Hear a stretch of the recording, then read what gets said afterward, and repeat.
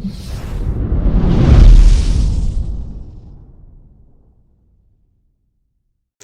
అండి, అల్లం పచ్చడి చేస్తున్నాను. ఇవాళ మీ అందరి కోసం నేను అల్లం పచ్చడి చేస్తున్నాను. ఫస్ట్ ఆఫ్ ఆల్ మీరందరూ ఎలా ఉన్నారు? నేను బాగున్నాను.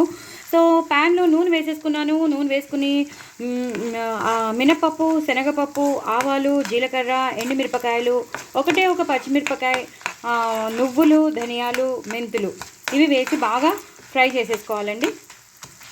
ఎంత బాగా వేయించుకుంటే అంత బాగుంటుంది. దోరగా మంచిగా వేయించుకోండి. ధనియాలు ఎక్కువ వేసుకోవాలి, అలాగే నువ్వులు ఎక్కువ వేసుకోవాలి, అలాగే మెంతులు, ఆవాలు, మినపప్పు, శనగపప్పు, జీలకర్ర, ఎండుమిరపకాయలు, ఒక్కటే ఒక పచ్చిమిరపకాయ ఇవి బాగా వేగిపోవాలండి.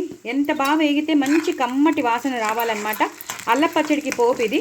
సో ఇది అల్లపచ్చడి పోపు వేగిపోతే మనం దీన్ని వేయించేసుకుని బాగా ఫ్రై చల్లారాక అప్పుడు మనం మిక్సీలో ఈ పోపు వేసేసి తగినంత ఉప్పు, కొంచెం బెల్లం, అలాగే చింతపండు రసం వేసేసి గ్రైండ్ చేసేయడమే.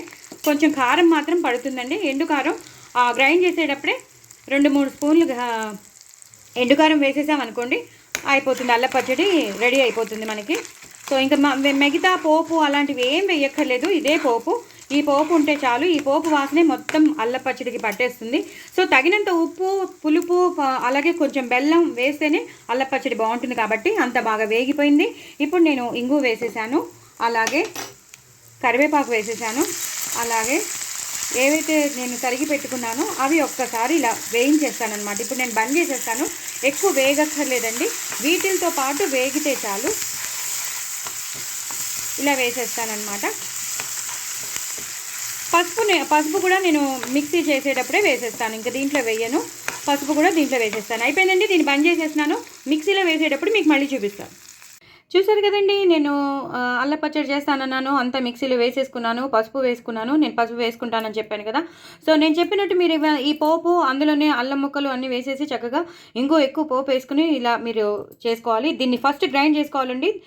ఇది గ్రైండ్ అయ్యాకనే మనం బెల్లం కానీ అవన్నీ వేయాలి. సో నేను రెడీ చేసి పెట్టేసుకున్నాను చింతపండు నీరు, అలాగే రెడీ చేసి పెట్టుకున్నాను, అలాగే బెల్లం రెడీ చేసి పెట్టుకున్నాను, అలాగే కారం కూడా వేసేస్తాను. ఇప్పుడే నేను మీకు కారం వేసి చూపిస్తాను, సో దట్ మీకు అర్థమైపోతుంది. ఇప్పుడు తగినంత ఉప్పు వేసుకోవాలండి, రుచికి తగినంత మీరు చూసుకుని వేసుకోండి. అందులో నేను కొంచెం ఆవాలు మెంతుల పొడి కలిసిందంతే. సో ఇప్పుడు కారం వేసేస్తున్నాను. నేను చెప్పాను కదండి కారం వేస్తానని.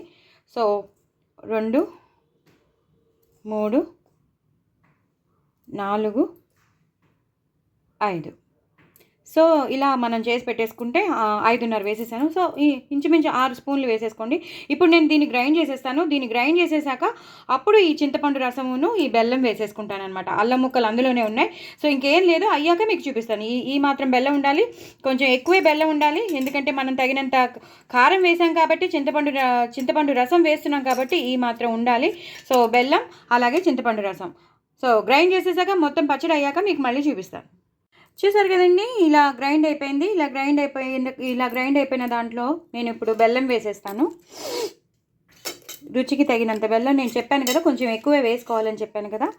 బెల్లం వేసేసుకుని ఈ చింతపండు రసం వేసేసుకోవాలి. ఇప్పుడు నేను గ్రైండ్ చేసేస్తానండి. గ్రైండ్ చేశాక మీకు చూపిస్తాను. యాక్చువల్లీ నేను గ్రైండ్ మొత్తం అయిపోయాక చూపిద్దాం అనుకున్నాను, బట్ మీకు అర్థం అవ్వాలని చెప్పి ఇలా ఈ కోర్స్గా అయిపోయినప్పుడు నేను మీకు చూపిద్దాం అనుకున్నాను కదా. సో ఇప్పుడు నేను మీకు గ్రైండ్ చేసి చూపిస్తానమాట. ఉన్న కొంచెం కూడా వేసేసుకుంటున్నాను. ఇది అయ్యాక మీకు మళ్ళీ చూపిస్తాను. సో నేను ఇక్కడ అల్ల పచ్చడి స్టవ్ మీద పెట్టేసుకున్నానండి. ఫస్ట్ అయితే అక్కర్లేదు అనుకున్నాను, బట్ మన ఇంట్లో నిలవ ఉండాలి అనుకుంటే మాత్రం కొంచెం స్టవ్ మీద పెట్టేసుకుని ఉడకనిస్తూ ఉండాలి. ఉడికేటప్పుడే మనం ఏం చేయాలంటే ఇలా నేను పోపు గట్టి తీసుకున్నాను. అందులో ఆవాలు, జీలకర్ర, ఎండుమిరపకాయలు వేసేసుకున్నాను. ఇప్పుడు ఇంగు వేసుకుంటానండి. ఇందాక అక్కడ పోపులో వేసాం, కానీ ఇప్పుడు పోపు వేస్తున్నాం కాబట్టి ఈ పోపులో కూడా నేను వేస్తున్నాను. ఆవాలు, జీలకర్ర, ఎండుమిరపకాయలు, ఇంగువ వేసేసాను. ఇప్పుడు ఆవాలు మెంతుల పొడి వేసేస్తాను, అలాగే కారం, ఎండు కారం ఉంటుంది కదా, ఆ కారం మొత్తం వేసేసి కరివేపాకు వేసేస్తున్నాను.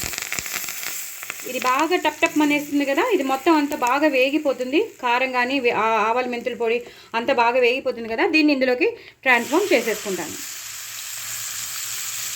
చాలా చాలా బాగుంటుంది పచ్చడి. ఇడ్లీలోకి, దోశల్లోకి, ఇప్పుడు ఇలాంటి కిచిడీలోకి అనమాట నేను చేసింది. కిచిడీలోకి నేను అల్ల పచ్చడి చేసేసాను.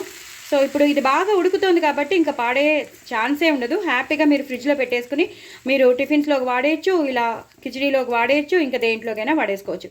చాలా చాలా టేస్టీగా ఉంటుంది. డూ ట్రై ఇట్ అండి. నా ఛానల్ మాత్రం సబ్స్క్రైబ్ చేసుకోవడం అసలు మర్చిపోద్దండి. వెరీ వెరీ టేస్టీ అల్లం పచ్చడి. మీరు కూడా ట్రై చేయండి, నాకు వ్యూస్ పెంచండి, అలాగే సబ్స్క్రైబర్స్ని పెంచండి, నా ఛానల్ని సపోర్ట్ చేయండి, ప్రమోట్ చేయండి, ఇంకో నలుగురికి షేర్ చేయండి. బాయ్ అండి.